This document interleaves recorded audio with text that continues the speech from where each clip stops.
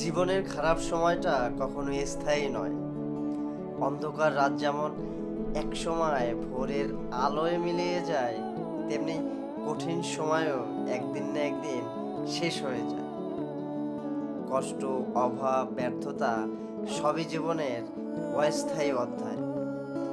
সময়ের সাথে সাথে মানুষ আবার নতুন করে দাঁড়াতে শেখে, নতুন স্বপ্ন দেখতে শুরু করে।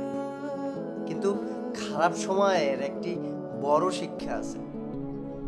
এই সময়েই মানুষ আসলে চেহারায় ধরা দেয়, কে সত্যি পাশে থাকে আর কে দূরে সরে যায়, সব পরিষ্কার হয়ে যায়।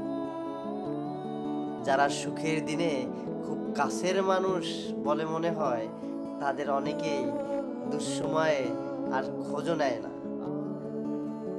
তাই খারাপ সময় শুধু কষ্টই দেয় না, মানুষ চিনতেও শেখায়। সময় হয়তো একদিন বদলে যায়, কষ্টও চলে যায়, কিন্তু সেই সময়ে মানুষগুলোর আসল পরিচয় চিরদিন মনে থাকে।